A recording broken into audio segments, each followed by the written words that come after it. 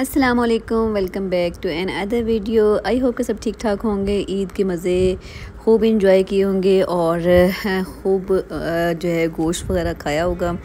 हमारी ईद भी बहुत ज़्यादा मज़े की गुजरी। मैंने सोचा अब काम की तरफ आ जाया जाए, तो सो काम भी स्टार्ट हो चुके थे, लेकिन ये व्लॉग अपलोड करना भी मस्त था। तो खैर काम मेरा जो है वो ईद से एक दिन पहले ये स्टार्ट हुआ कि मैंने ये बच्चों के दुपट्टे शुरू किए हुए थे। मैंने एक दो रील्स भी शेयर की थी और मैंने आप लोगों से शेयर भी किया था कि मैं बच्चों के दुपट्टे जो है ना वो पेंट कर रही हूँ ना, तो लेकिन वो ना कंप्लीट ना हो पाए ना, लेकिन इसलिए फिर ईद से एक दिन पहले फ्राइडे को मैंने इसे कंप्लीट करना था ना, तो ये मैंने काम पहले से स्टार्ट किया हुआ था। मैंने सोचा आप लोगों से शेयर कर दूँ कि इस तरह मैंने प्लेन दुपट्टे लिए थे, उन्हें पीको करवा के, और उसके बाद ये जो रिंग था ये मेरी मेड से मुझे मिल गया था। और मैं ये फ़र्स्ट टाइम इस तरह पेंट कर रही थी ना दुपट्टे।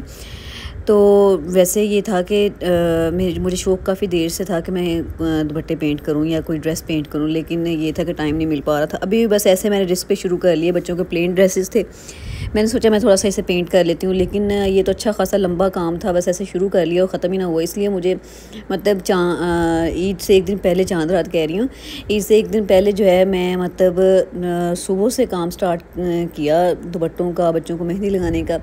तो शाम तक बस यही मेरे से काम हो सका, क्योंकि ये बहुत लंबा प्रोसेस था। ये जब वीडियो बनती है इसमें तो हम इतना इसका स्पीड अप करके दिखाते हैं, तो ऐसा लगता है पता नहीं जल्दी जल्दी हो गया होगा, लेकिन इतना लंबा काम था। लेकिन बहरहाल दुपट्टे इतने खूबसूरत बने थे, बच्चों के ड्रेस जो है ना उन्हें चार चांद लग गए थे। मैंने सोचा आप लोगों से ये प्रोसेस भी शेयर करती हूँ कि मैंने इन दुपट्टों पे ना एक्रेलिक पेंट्स यूज़ किए थे, क्योंकि फैब्रिक पेंट जो है ना इस पे सूट नहीं कर रहे थे, मतलब सही तरह कलर नहीं आ रहा था, क्योंकि ये डार्क कलर था, रेड कलर था, तो रेड कलर के ऊपर रेड कलर जो है वो डार्क नहीं आ रहा था।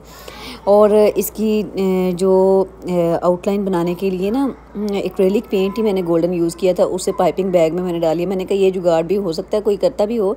बहर मेरे माइंड में यह है, मैं पाइपिंग बैग से आइसिंग वगैरह करती हूँ जब केक वगैरह की, तो उससे मेरे माइंड में था कि मैं ना इसे पाइपिंग बैग से करूँगा। तो इतनी अच्छी आउटलाइन बन गई ना, बहरहाल दुपट्टे इतने खूबसूरत बने थे ना, मतलब बहुत अच्छे बने थे। बात करने का मकसद ये है कि ये वाला काम इतना मुश्किल नहीं है, लेकिन टाइम टेकिंग ज़रूर है, और इसमें जो मतलब कलर्स वगैरह उनके पैसे ज़्यादा यूज़ हो रहे होते हैं। अदरवाइज़ ये है कि काम हो सकता है घर में, बड़ा इजी सा है, इतना मुश्किल नहीं है। खैर ये लास्ट डे मैंने 2-3 जगह पे इनको लगाया हुआ था, सारे बर्तन इंगेज किए हुए थे, ताकि किसी भी तरीके से बस ये मैनेज हो जाएं और आज के आज रेडी हो जाएं, कल बच्चे पहन सकें अपने सूट के साथ। तो खैर दुपट्टे रेडी हो गए थे, इतने खूबसूरत। दोनों के ऊपर जो है मैंने थोड़ा सा डिफरेंट डिज़ाइन किया था, लिखा दोनों का यही था कि बाबा की रानी ना। तो मुझे मेरे हस्बैंड पूछते कि इसका मतलब क्या है, मैंने कहा पता नहीं क्या है, बस सब दुपट्टों पे ऐसे ही लिखा होता है, मैंने भी लिख दिया। तो खैर इसके ना फ्लावर दोनों बेटियों के डिफरेंट थोड़े से बनाए, ताकि जब दोनों मतलब अपने लें दुपट्टे तो दोनों को याद रहे कि डिफरेंट डिफरेंट है ना। तो ये बस मैंने फ्री हैंड पेंटिंग की थी, मतलब कोई इसका स्केच नहीं क्रिएट किया था, बस जैसे जैसे फ्लावर बनते गए, जैसे जैसे कलर बनता गया, इसलिए थोड़ा थोड़ा कलर डिफरेंस भी आया कलर इसमें, लेकिन सूट जो है वो बहुत अच्छे बन गए। इन सूटों की डिज़ाइनिंग भी मैंने खुद ही की थी, क्योंकि मुझे डिज़ाइनिंग का बहुत ज़्यादा शौक़ है। इसके ऊपर ये बटरफ्लाई की रिबन लगाना और स्टार्स भी, ये जो सितारे लगाए ये मैंने खुद लगाए थे। खैर बहरहाल ईद के इनके ड्रेसेस रेडी हो गए थे, और ये मतलब ईद से एक दिन पहले की स्टोरी है। तो मैंने बच्चों को, अपने समर कैंप वाले बच्चों को लारा लगाया हुआ था कि मैं आप लोगों को सबको मेहंदी लगाऊंगी। अब बच्चे सारे पहुंच चुके थे और बारी बारी मेहंदी लगवाने के लिए बैठ गए थे। अब क्योंकि मेहंदी लगाने वाला काम थोड़ा सा होता है लंबा, मैं सोचूं कि अब इन्हें क्या मतलब करूं। और बच्चे कहें कि फ्रंट पे हैंड पे भी लगानी है, बैक पे भी लगानी है, फुट पे भी लगानी है। खैर बड़ी मुश्किल से मैंने बच्चों को मैनेज किया, किसी को एक हाथ पे लगाई, किसी को 2 हाथ पे लगाई, लेकिन मुझे खुद नहीं पता था कि मैं मेहंदी लगा सकती हूँ क्योंकि पहले कोई इतना ज़्यादा एक्सपीरियंस नहीं हुआ मेहंदी लगाने का ना। बच्चों को, सिर्फ अपने बच्चों को ही मेहंदी लगाती थी, लेकिन कोई ज़्यादा नहीं, और इतना मुझे कोई ख़ास ना जैसे सफाई नहीं है हाथ में, क्योंकि ये मेहंदी लगाने वाला काम भी बड़ी टेक्निकल सा काम होता है। तो खैर बच्चों को मैंने खुश कर दिया, सब ने बटरफ्लाइज बनवाई और सब ने जो है ना वो शीप बनवाई ना। शीप वाला डिज़ाइन ना इस ईद पे वैसे इन भी बहुत था, बहुत सारे लोगों ने लगवाया हुआ था, और इस तरह मैं देख रही थी छोटी बच्चियों ने ख़ास तौर पे। तो सब बच्चों ने एक एक हाथ पे बटरफ्लाई बनवाई इस तरह की बहुत प्यारी सी, और एक एक हाथ पे ना शीप बनवाई। मैं अपना पेन भी साथ मैंने रखा हुआ था, मैंने कहा भाई हम तो स्केच बना के करने वाले हैं, तो इसलिए ना थोड़ा सा स्केच बन जाता है ना, ईजी हो जाता है। और वैसे भी मेरा ख्याल है नीट काम करने के लिए, जैसे वो कहते हैं जब बंदा स्टेज पे जाए तो राइटिंग पैड साथ होना चाहिए कि बंदा ना साथ देख भी लेता है, इतना भी खुद पे भरोसा नहीं करना चाहिए। मैंने भी इसलिए साथ पेन रखा हुआ था। ये इतनी प्यारी सी शीप बना दी थी यहाँ पे बच्चों को, और साथ साथ मैं पिंटरेस्ट भी चेक कर रही थी, बच्चों को भी चेक करवाती थी। ये देखिए इतनी प्यारा इसका मेहंदी का डिज़ाइन बना था ना, मुझे खुद नहीं पता था मैं सारा मेहंदी लगा लूँगी ना। खैर बच्चों को मेहंदी वगैरह लगा के, समर कैंप के वाले बच्चों को जो है ना मेहंदी लगाने के बाद में सब बच्चों ने मतलब मेहंदी लगवाई, और बच्चों को मेहंदी लगाने के बाद अब मेरे अपने बच्चे, तो मेरे ना साथ साथ माइंड में ये भी था कि दुपट्टे भी रहते थे और मेरे अपने बच्चों की मेहंदी रहती थी, मेरी खुद की मेहंदी रहती थी। लेकिन शाम के टाइम में बच्चों को खैर मैंने मेहंदी लगाई। बच्चे भी कहते हैं कि बस ना जहाँ पॉसिबल है मेहंदी लगा दें, हाथों के आगे अगली तरफ लगाई, पिछली तरफ लगाई, पाँव पे लगवाई। तो खैर अपने बच्चों को मेहंदी लगा के मेरा एक पार्सल आया हुआ था, वो मैंने ओपन नहीं किया था। मैंने कहा मैं पहले ही चेक कर लूँ इससे पहले कि लेट हो जाए और फिर अगर कोई मसला मसाइल हो तो वो। तो खैर इस पार्सल में मैंने ना ज्वेलरी, बच्चों के लिए ज्वेलरी आर्ट करवाना था, ज्वेलरी बनवानी थी उनसे, तो उसके मैंने सारी मतलब चीज़ें मंगवाई हुई थी। और दूसरी कैंडल आर्ट करवाना था, कैंडल मेकिंग मतलब उसमें यूज़ करवानी थी, ग्लास यूज़ करवाने थे, वो मैंने दराज से ऑर्डर किए हुए थे। मैंने सोचा बच्चे भी चले गए हुए थे तो बच्चों को मेहंदी वगैरह लगा के मैंने कहा ये जल्दी से ओपन करके देख लेती हूँ, ताकि जब लेट हो जाता है ना पार्सल, मतलब लेट आए और लेट चेक किया जाए तो हो सकता है कोई अंदर मिस्टेक हो या हमारा पार्सल ही ना हो। तो इसलिए खैर मैंने यहाँ पे पार्सल भी दोनों ओपन करके देख लिए। ज्वेलरी बच्चों को ना मुझे खुद भी बहुत शौक था कि मेरे अपने बच्चों को भी, दूसरे बच्चों को भी ज्वेलरी मेकिंग का छोटे ब्रेसलेट बनाए, फ्रॉक। तो खैर ये करके बच्चों की पार्सल वगैरह ओपन करके मैंने चेक किया, सारा कुछ ठीक ठाक था। तो खैर यहाँ पे हो चुकी थी रात, और जिस चीज़ का बेसब्री से मेरे बच्चों को इंतज़ार था, मैं कहती हूँ मतलब पूरा दिन उन्होंने बाबा का सर खा लिया कि बस हमें जो है ना लेके जाएँ, हमारे बकरे लेके आएँ, बकरे लेके आएँ। तो खैर हमारे बकरे माशाल्लाह से आ गए थे शाम के टाइम में। तो मोहम्मद ज़ैफ़ा इतना एक्साइटेड था कि उसके साथ साथ मतलब आदमी बेचारा उतारा तो उसके साथ साथ जाके उसने बंधवाए और उसे बताया कि जो है ना इसे यहाँ बांधना है, ये खिलाना है फ़लाँ। तो खैर हमारी तरफ ही हमारी अम्मी के मतलब बकरे वगैरह भी होते हैं इधर ही। तो मैंने सोचा चले मैं भी थोड़ा सा कैप्चर कर लेती हूँ। अच्छा मैं सोचूं कि ये सिर्फ बच्चों की एक्साइटमेंट नहीं होती, मुझे तो खुद बड़ी एक्साइटमेंट थी कि हमारे बकरे आएंगे। मैंने हालांकि इस दफ़ा सोचा हुआ था हम थोड़े दिन पहले ले आएंगे, थोड़ा सा उन्हें ना मतलब अपने पास रखेंगे, लेकिन ऑब्वियसली फिर मसला होता है घरों में रखने का और संभालने का। तो खैर हमारे जो है गेस्ट भी आ चुके थे, छोटे छोटे नन्हे मुन्ने, वो भी इंजॉय कर रहे थे बकरों के साथ के, उन्हें छेड़छाड़ कर रहे थे, हाथ लगा लगा के देख रहे थे। मैंने कहा चले देखें बच्चों की, वैसे तो असूलन तो यही चाहिए कि बच्चों को पहले से ला के दिया जाए ताकि बच्चे खेल भी सकें और समझ भी सकें इस चीज़ की वर्थ को। खैर ये हमारा यहाँ पे हो चुका था अगला दिन स्टार्ट, यानी कि ईद वाला दिन।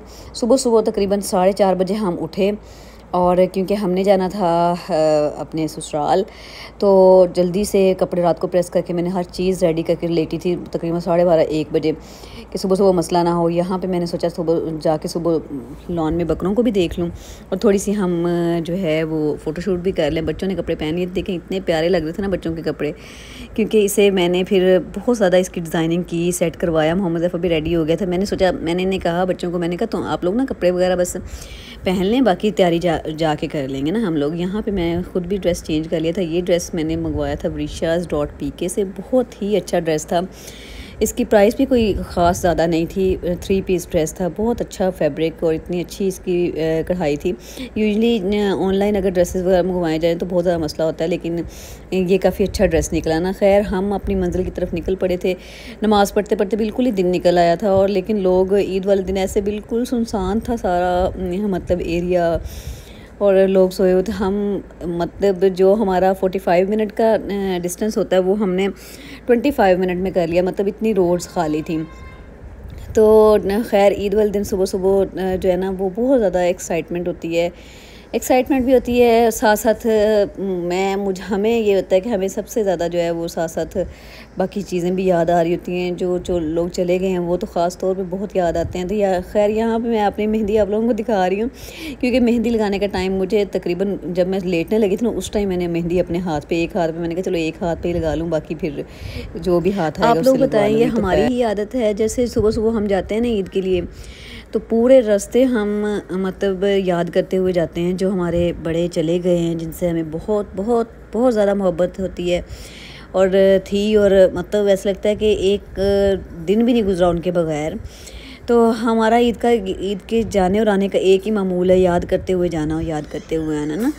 तो आप लोग भी ऐसे मतलब आप लोगों को भी ईद वाले दिन ये वाले ख्यालात होते हैं या नहीं होते? या मैं इतनी ज़्यादा सेंसिटिव हूँ या हम इतना ज़्यादा सेंसिटिव है कि मतलब हमारे जहन से नहीं निकलता है ईद का मौका भी हो। मेरा ख्याल है जब इंसान थोड़ा सा मैच्योर हो जाता है ना, तो उसके जहन में ही मतलब ये चीज़ें रह जाती हैं। वो जैसे बच्चों की तरह, बच्चों को तो ये था ना कपड़े पहन लें, खुश हो लें, कुछ लगा लें, लेकिन हमारे जहन में बहुत सारी बातें चल रही होती हैं। मैं कहती हूँ मैच्योर होना भी समझें, वो कहते हैं ना याद माजी ज़ाब है यार, छीन ले मुझसे हाफ़ज़ा मेरा। तो वो हाफ़ज़ा जो है ना वो मैच्योरिटी के साथ साथ और ज़्यादा मजबूत होता जाता है। चीज़ें, यादें, मतलब बातें बहुत याद आती हैं। खैर हमारा दिन बहुत ज़्यादा अच्छा गुजरा, बहुत ज़्यादा हमने इंजॉय किया, बहुत अच्छा खाना खाया और हम वापसी के लिए निकल पड़े। तकरीबन असर टाइम हम आ गए अपने घर वापस। ईद हमेशा हमारी बहुत अच्छी गुजरती है। खैर अगला दिन यहाँ पे स्टार्ट हो चुका था। मैंने सोचा आप लोगों को सारी चीज़ें इकट्ठी अपनी ईद की रुदात सुना देती हूँ। तो खैर हमने ना बैठे बैठे हमारा प्लान बना कि हम ना मेरी सिस्टर के इन-लॉज़ में ना, उनके गाँव में मतलब है वो रहते हैं, तो उनके ना ट्यूबवेल वगैरह हैं। अब मेरे बच्चों ने ना कभी भी आज तक ट्यूबवेल देखा ही नहीं है। उनके जहन में ये है स्विमिंग पूल की हम जब बात करते हैं। तो खैर मैंने उससे कहा कि हम ना ट्यूबवेल, आप लोग अपने उधर बात कर लें, तो हम ना आप लोगों के ट्यूबवेल पे जाना चाहते हैं आज। तो उसने कहा कि ठीक है चलते हैं। हम फिर पूरी फैमिली चल पड़े उन्हें भी साथ लेके ट्यूबवेल की तरफ नहाने के लिए, बच्चों को सैर करवाने के लिए, क्योंकि ईद पे यही होता है कि चले बंदा फ्री होता है, थोड़ा बच्चे भी इंजॉय कर लें। डिस्टेंस तो कोई ख़ास ज़्यादा नहीं था, लेकिन ना सिस्टर को आइडिया था कि किस जगह पे है, कौन सी जगह। खैर इतनी दूर सहरा के अंदर जाके हमारा वो गाँव आया जहाँ पे वो ट्यूबवेल लगा हुआ था। और मेरे बच्चों के ज़हन में ये था कि वो बहुत ही कोई बड़ी जगह होती है, ट्यूबवेल क्या चीज़ होती है, मतलब वो उसे स्विमिंग पूल की तरह समझ रहे थे। खैर जब हम पहुंचे तो कहते हैं मामा ये ट्यूबवेल, हाँ जी। फिर खैर इतना ठंडा पानी था ना उसमें ट्यूबवेल में, और मैंने भी बहुत अरसे दराज के बाद मतलब गाँव और जो है इस तरह ट्यूबवेल वगैरह देखा, क्योंकि यूजली जाना आना नहीं होता, बस घर में बच्चे और घर बार ये वो। और इस तरह सहरा की तरफ तो बिल्कुल भी नहीं, क्योंकि ये किला द्रावड़ की तरफ जिस तरफ है बहुत सारे लोग जानते हैं जगहों को, तो उस तरफ गांव है इनका ना। तो इसलिए काफ़ी दूर मतलब अंदर सहरा में हम तो भटक ही गए। कई दफ़ा हम जाते हुए कभी किसी रोड पे चढ़ जाएं, कभी किसी रोड पे चले जाएं, हमें समझ ना आए कहाँ जाना है। खैर बिलाखिर जब हम पहुँचे तो फिर बहुत फ़न किया, बहुत इन्जॉय किया। मतलब मैं कहती हूँ हमारी ईद को 4 चांद लग गए सिर्फ इस ट्यूबवेल की वजह से। मैं सोचूं बच्चों के सहन में नहीं था, और बच्चों को इसलिए खुशी हो गई कि अच्छा ऐसे होते। अब अपने बाबा से कह रही हूँ कि नेक्स्ट टाइम जो है ना हमें फिर लेके जाएँ ना। बच्चे तो आते ही कूद पड़े अंदर। अब कई लोगों ने नहीं भी देखा होगा, कई लोग ऐसे हैं जिन्होंने नहीं देखा होता। मतलब हमने खैर अपने बचपन में बहुत दफ़ा देखा है, बहुत दफ़ा इसमें, लेकिन हमारे बच्चों ने एक दफ़ा भी नहीं देखा हुआ था कि क्या ट्यूबवेल होता है और कैसे नहाते हैं और क्या चीज़ होती है। खैर हमने भी बड़ा एंजॉय किया, और उन्होंने ना ऊपर हमारे लिए स्पेशली वो कर्टन वगैरह लगा दिए ताकि मतलब डिस्टर्बेंस ना हो। लेकिन ये वैसे भी जैसे वो होता है ना गाँव के होते हैं, मतलब उनके क्या डेरे वगैरह बने होते हैं, वहाँ पे ये है। तो इर्द गिर्द आबादी वैसे भी नहीं थी, इसलिए कोई वो नहीं था। खैर ट्यूबवेल का पानी इतना ठंडा था। अच्छा ये देखें, ये ट्यूबवेल का पानी जो है डायरेक्टली उधर से आ रहा होता है, नीचे ज़मीन से आ रहा होता है। तो हमने उनसे पूछा, मुझे ये था कि वो शायद उन्होंने हमारे लिए स्पेशली ये इसे ऑन किया है ना आज। लेकिन आप सुन के हैरान रह जाएंगे कि इतनी एडवांसमेंट हो गई है गाँव में, मतलब देहात में भी, कि यहाँ जिस जगह पे हम गए थे बिल्कुल सहरा का इलाका, बिल्कुल सहरा का, वहाँ पे लोगों ने घरों में भी इवन सोलर पैनल लगाए हुए हैं, एसी चलते हैं, हर चीज़ मतलब। और ये जो ट्यूबवेल था ये सोलर पे चल रहा था, और ये सुबह 10 बजे चलता था और 4 बजे बंद होता है। मैंने कहा भी इतना पानी कहाँ जाता है? तो वो मतलब जिनका था वो उन्होंने बताया कि हमारे 25 मरबे ज़मीन है, तो उसमें पूरा ही नहीं आता, हर रोज़ चलता तब भी पानी पूरा नहीं आता। खैर हमने इतना ज़्यादा इंजॉय करने के बाद वापसी की राह ली, और इस तरह हमारी ईद गुज़री बहुत ज़्यादा अच्छी। और हम इस तरह सहरा के, ये बच्चे कहे ये क्या चीज़ है, सैंड के ये क्या है? हमने कहा ये सैंड के पहाड़ हैं, इसलिए हम सैंड के पहाड़ में दोबारा गुम हो गए। जब वहाँ से निकले समझ ना आई कहाँ चले गए। फिर दोबारा उन्होंने फ़ोन करके हमें पीछे बुलाया, और उन्होंने कहा आप लोग गलत रोड पर चले गए, क्योंकि बिल्कुल ऐसे सुनसान सा इलाका, और कोई बंदा ना कोई बशर। खैर हमारी ईद इतनी मज़ेदार, इतनी अच्छी गुजरी, इतनी मेमोरेबल कि बस ना पूछें। आप लोग बताएं, आप लोगों की ईद कैसी गुजरी, आप लोगों ने क्या क्या किया, कौन कौन सा एडवेंचर किया। हमारे लिए तो इस दफ़ा जो है ट्यूबवेल वाला एडवेंचर सबसे बड़ा एडवेंचर था कि मतलब इतना ज़्यादा इन्जॉयमेंट हमने की। और इस तरह के जो होते हैं ना इवेंट्स, वो इसलिए भी यादगार होते हैं। सारी फैमिलीज़ आई होती हैं, सारे बहन भाई इकट्ठे होते हैं, उनके बच्चे इकट्ठे होते हैं और बच्चों की असल खुशियाँ होती हैं। जब वो खुश होते हैं तो पेरेंट्स तो खुश हो ही जाते हैं। मुझे दुआओं में ज़रूर याद रखिएगा और अपनी ईद का अहवाल ज़रूर सुनाइएगा। अगर आपको व्लॉग अच्छा लगा हो तो कमेंट डाउन ज़रूर कीजिएगा। मिलते हैं नेक्स्ट वीडियो में। अल्लाह हाफिज़।